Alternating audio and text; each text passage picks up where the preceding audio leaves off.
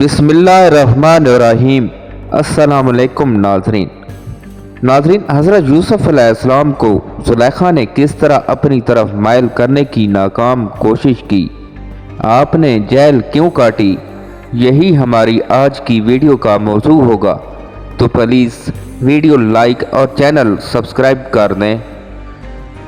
नाज़रीन, हज़रत यूसुफ़ अलैहिस्सलाम कनान में पले बड़े थे, जहाँ तहजीबी और तमदनी तरक्की मिस्र के मुकाबले में कम थी। वहाँ कबायली और नीम खाना बदोशाना तर्ज ज़िंदगी थी, जबकि मिस्र मुआशरात के एतबार से जदीद मुल्क था। अजीज़ मिस्र हज़रत यूसुफ़ अलैहिस्सलाम की शख्सियत और फ़हम फरासत से बहुत मुतासिर हुआ। कुछ ही अरसे में अपनी दौलत व जागीर के नज़्म व नस्क में उसने आप अलैहिस्सलाम को शरीक कर लिया। हज़रत यूसुफ़ ज़हीन और ज़ेरक इंसान थे, खूबसूरती बेमिसाल थी, हुस्न और खूबरोई का कोई पहलू ऐसा ना था जो उनमें नहीं था। अजीज़ मिस्र की बीवी ज़ुलेखा दिल पर काबू ना रख सकी और हज़रत यूसुफ़ अलैहिस्सलाम पर फरीफ्ता हो गई। खुदा की पनाह मेरे रब, तूने मुझे अच्छी मंजिलत बख्शी और मैं ये काम करूं, ऐसे जालिम लोग कभी फलाह नहीं पाते।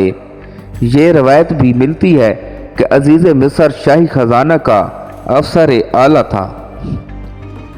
असमत व हया के पैकर हज़रत यूसुफ़ अलैहिस्सलाम ने एक लम्हा के लिए भी ज़ुलेखा की हौसला अफजाई नहीं की, बल्कि उसे बेकरारी की हालत में छोड़कर कमरे से बाहर जाने लगे। ज़ुलेखा ने उन्हें रोकना चाहा, इस खींचा तानी में आपकी कमीज़ फट गई। दरवाज़ा खुला तो अजीज़ मिस्र की बीवी का चचाजाद भाई सामने खड़ा था। ज़ुलेखा ने मकरू फरेब से काम लिया और हज़रत यूसुफ़ अलैहिस्सलाम पर इल्ज़ाम लगाया कि उसने मुझे बेइज्जत करने की कोशिश की है। वो शख्स ज़हीन, होशियार और मामला फ़हम था। उसने कहा, यूसुफ़ का पैराहन देखना चाहिए, अगर सामने से फटा हुआ है तो ज़ुलेखा सच बोलती है, अगर पीछे से चाक है तो यूसुफ़ बेगुनाह है। महल में मौजूद लोगों ने देखा कि पैराहन पीछे से चाक था।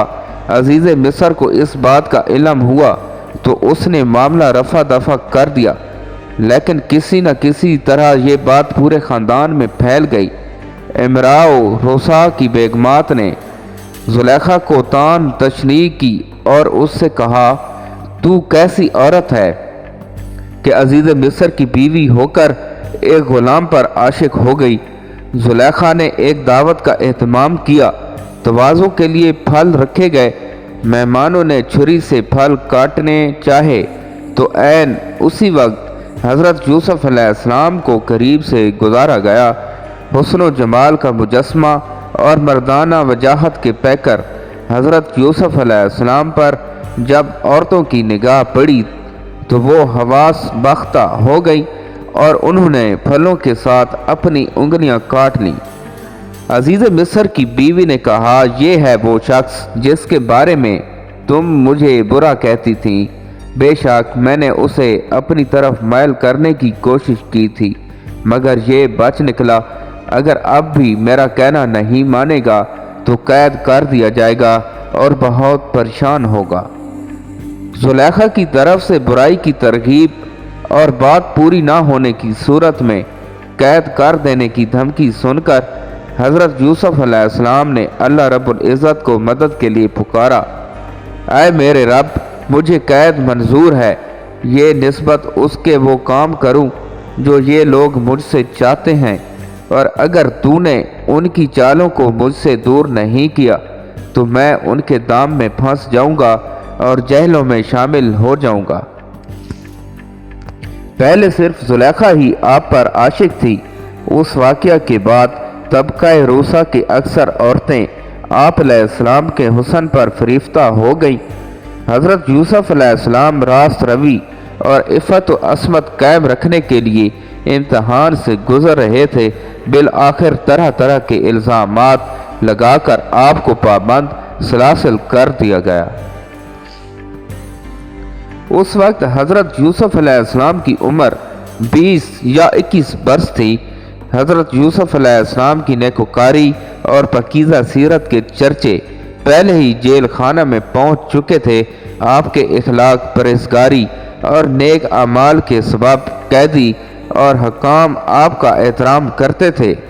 حضرت یوسف علیہ السلام 7 سال جیل میں رہے۔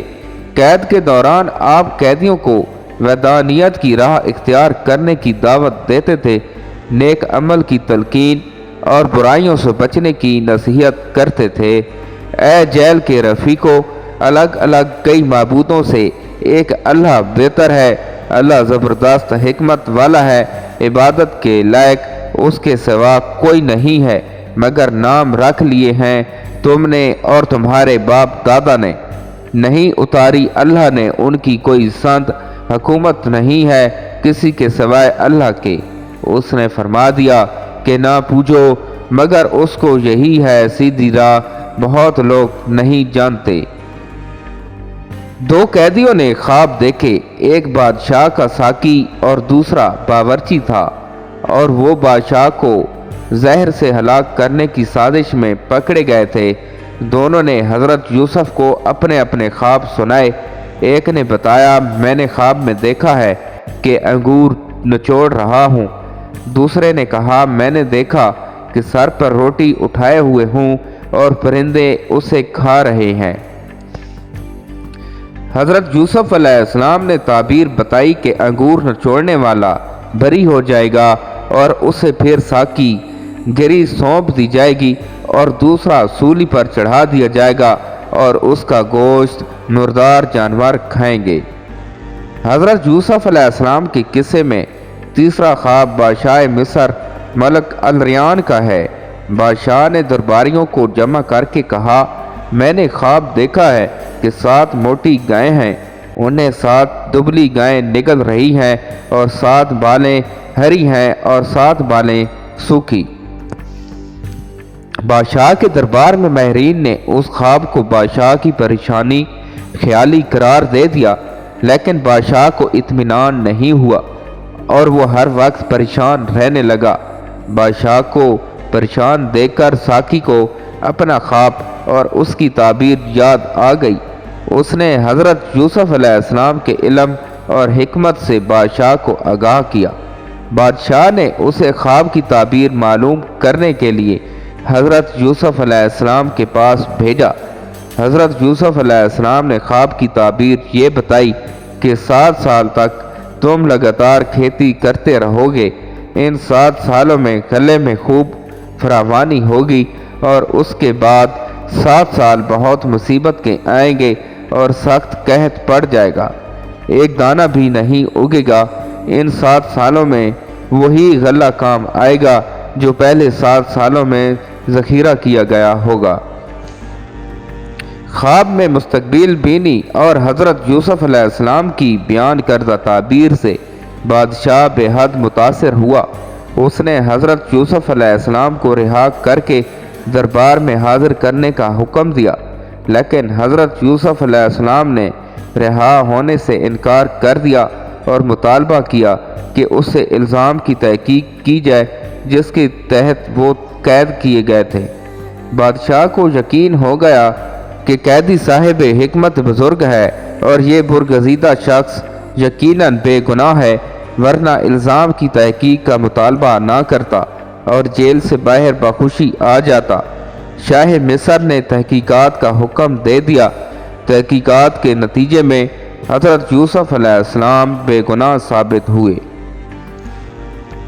محترم ناظرین، امید کرتا ہوں کہ آپ کو ہماری آج کی نئی ویڈیو اچھی لگی ہوگی۔ اگر آپ کو ہماری آج کی نئی ویڈیو اچھی لگی ہے تو ہمارے چینل اسلامک نالج 1122 کو سبسکرائب کریں اور ساتھ ہی لگی بیل آئیکن کے بٹن کو پریس کر دیں تاکہ ہماری ہر نئی آنے والی ویڈیو آپ تک بر وقت پہنچتی رہے۔ اللہ پاک آپ کا نگہبان ہو۔ اللہ حافظ۔